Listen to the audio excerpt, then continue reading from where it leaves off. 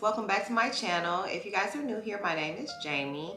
Today's video is going to be the 5 things that helped me with my mental health during Mental Health Awareness Month. So if this is your first video, I do have some previous videos that the whole month of May I decided to just dive into focusing on my mental health, and I felt that since it was Mental Health Awareness Month that I would start at the beginning of the month all the way to the end, and this video is the product of that final result. So basically I went the whole month focusing on things that could help me improve my mental health, whether big or small, but mainly small things, because I think that with the mental health, it is something that is a slow progress. It's nothing that's gonna happen overnight, and then some things you have to take it a step at a time, day at a time. So definitely everything that I've tried and that I was able to maintain, I wanna go ahead and discuss in this video. So if you're interested in seeing the results, keep watching.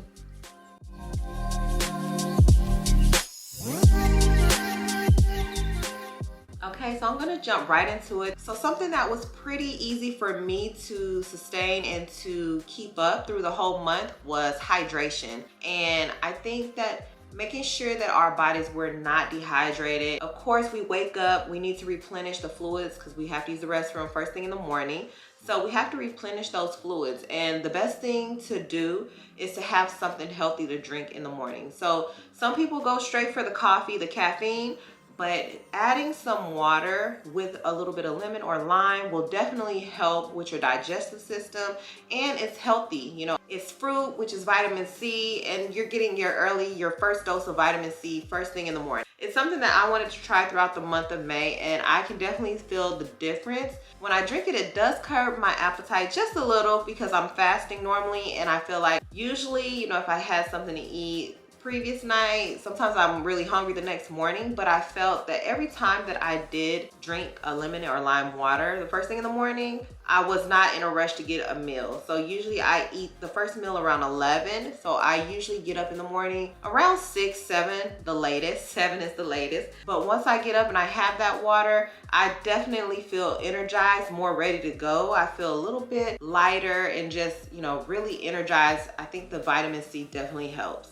And then also another benefit is, you know, it does promote weight loss. So that is something that was my primary focus as well. I'm trying to lose weight because I feel that, you know, physically, if I get more healthier, that it's gonna ultimately improve my mental health. So that was another reason why doing that and maintaining it was not so much of a hassle or a chore for me. It was something that I look forward to, and I definitely think that it is a good routine to include in your daily life if you don't already do that. All right, so the second, guys, is walking outside. So something as simple as just getting more time outside, or just making sure that you set aside a specific amount of time for you to solo walk. Set some time out just for you to go outside and do a daily walk, 20-30 minutes. Just enjoy the outdoors, enjoy the weather. That was one of my goals and was something that I was able to maintain throughout the month. It is something that I do plan to continue down on this journey of mine of, you know, improving my mental health, improving my physical health. And I felt that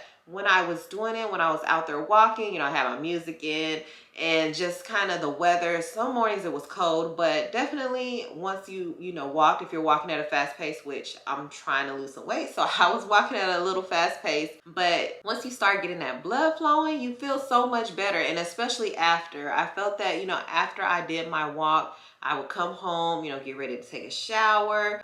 You know, I have a glass of water, or if I'm drinking matcha, I don't drink matcha every morning, but I do have it most of the morning. So I usually try to get some matcha in, and just for another boost of energy. But definitely after, you know, that feeling of achievement that you successfully, you know, did that 20-30 minutes that you had planned to do, that your goal was to complete, it does feel nice. And usually I always start at the beginning of the day, just because I want to feel my best when I'm getting started for the day. So at the end of the day, I'm kind of exhausted, especially if I'm working. I'm just kind of not in the mood to really go walking, but I might try it, but definitely it's kind of hard. You know, once I'm off, it's time for me to go into mommy mode. I have my kids. It's time for me to get started with dinner for them, and then also get them wind down for bed. So I feel like, you know, even though I'm off work, I'm not off work, but it's not a big deal. Definitely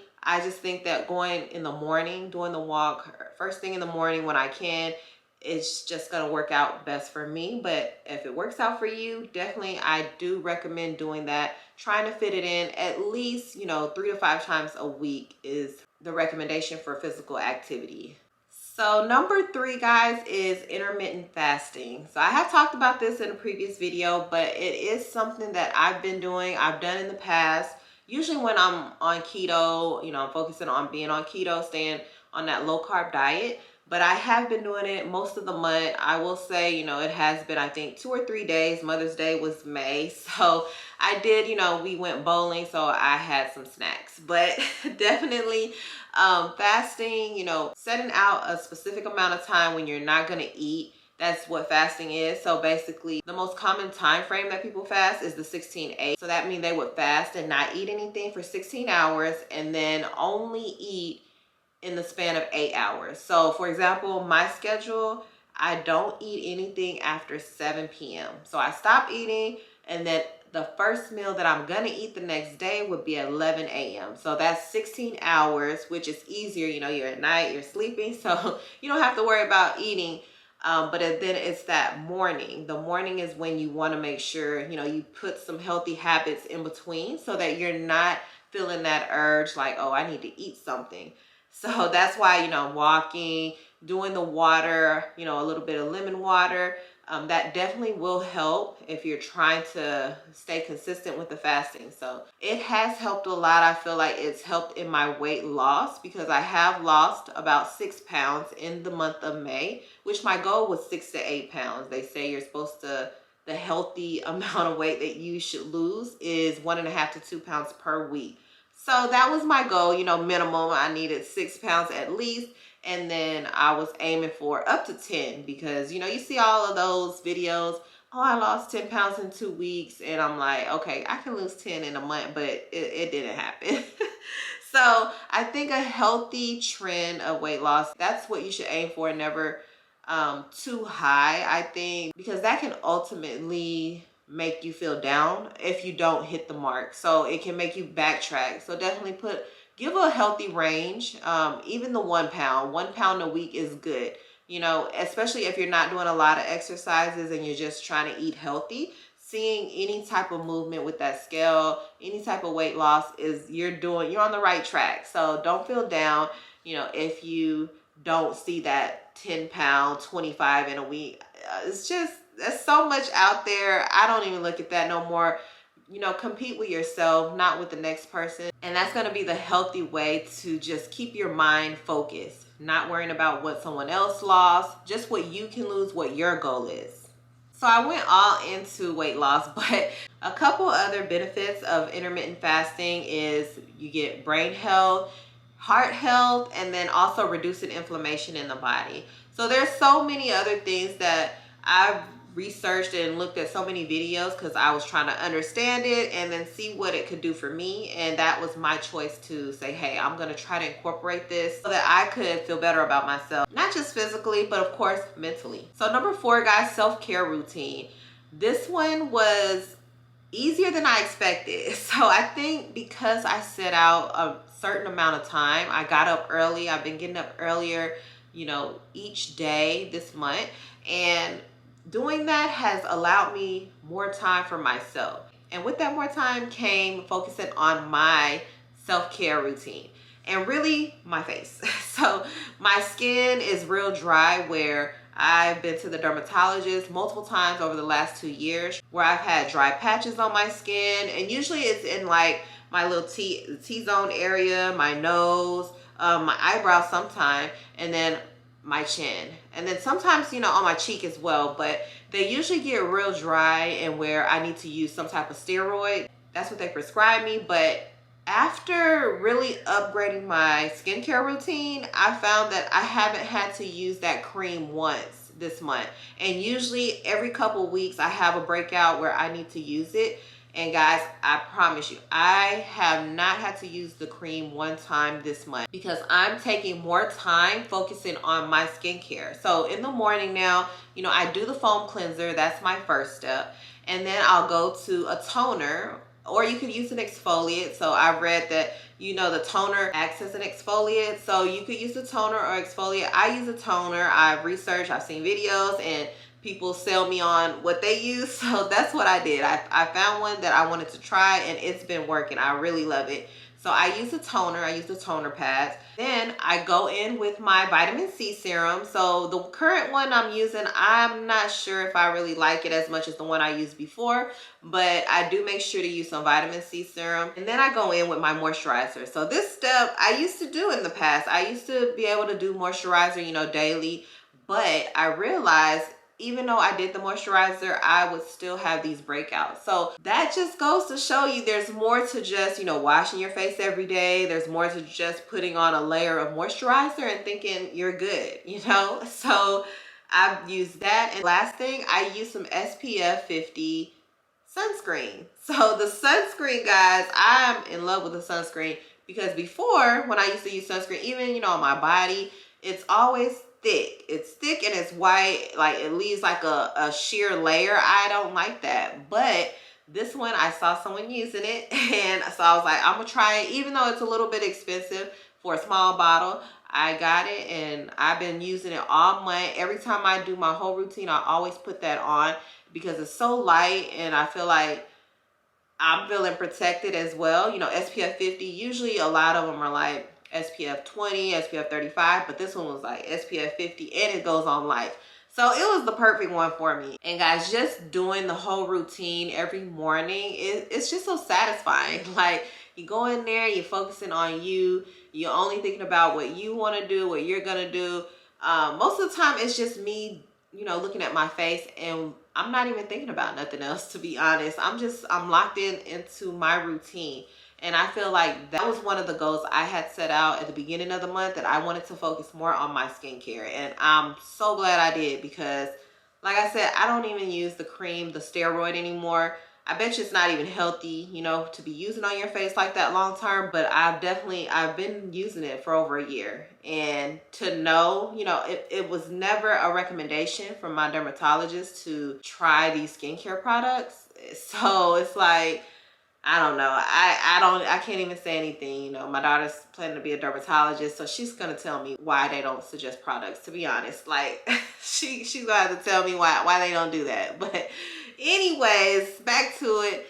Definitely a skincare routine, focusing on that has helped my mental, has helped me feel better about my skin. Like, it's not dry, it's not itchy, like as much as it used to be. Sometimes it does get a little bit irritated, but not the white patches. Like, I would definitely have a lot of hyperpigmentation where just light parts of my skin, because the skin, you know, is either scabbed or really scaly, you know. So definitely an improvement. I feel better, you know, in my mind, and my body is definitely much healthier. If you find a good product, I think it's definitely worth it if you can try it, you know, for 30 plus days and see how it affects your skin, because definitely I think it makes a whole lot of difference if the product works for you. All right, so we'll go into the final one. I wanted to keep this video short because the previous video was actually about, you know, 7 tips that you could try, but I wanted to make sure I did a video of the 5 that I was able to maintain after all, you know, all the whole month of focusing, really just being mindful that I wanted to focus on mental health. That's really the main reason why I'm doing the video, because these little things, even though they're kind of little, you know, I feel like they helped a lot. They helped to get me through, and here I am, you know, ready for what's to come, you know, the next step, the next month. I'm just ready. So definitely these are recommended in my book. So the last thing is journaling. This is something that I haven't really maintained, but I have been improving. So of course, you know, I don't think that saying you're going to do something is going to automatically, you know, stick with you from day one. I've had some slips and falls where I didn't journal anything, but the thing with journaling is if you have goals that you want to achieve, you have to write them down. I think in this world, there's so many things that happen, you know, constantly. Things are changing every day. Things are coming up, especially myself, you know, with a family, my kids. I have to use my calendar to prioritize things. So I have to make sure I check every time I make, you know, a dentist appointment, doctor appointment, anything, you know, with my pets. I have to have it in my calendar, because if not, you know, it could get overlooked, or it could get just forgotten. So I feel like journaling is pretty much similar to maintaining a calendar. But with the journaling, what I do is I put down, my thoughts at the time. I also write down how I feel. Keeping a log of where you've been and then looking back, once you're where you're at, I think that's, it could be a good progress to see if something that you've been working toward or working on is really making you happy. So I think, managing stress is a good way of just seeing if something that you've been working toward is really worth it.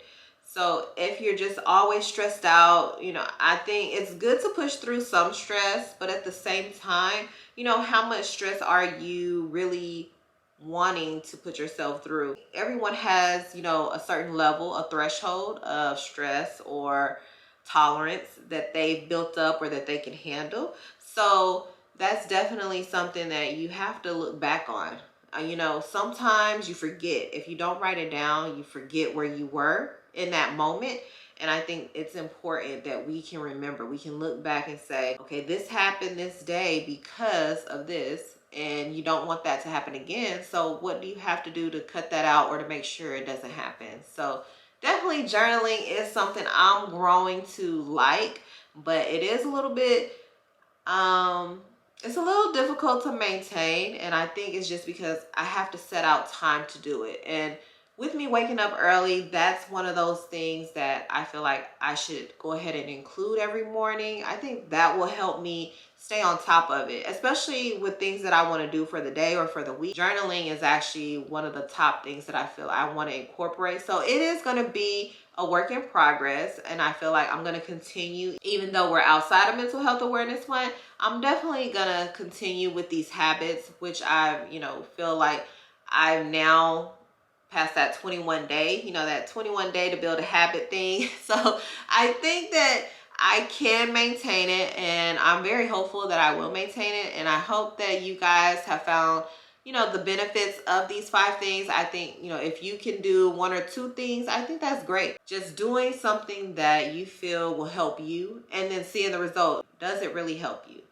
And for me, these things have helped me, so I will continue them and give you guys an update. Hopefully in a year that I can give a positive update is the goal. So if you guys made it this far, thank you guys for watching. Please comment below if any of these things have helped you or if you're willing to try any of these.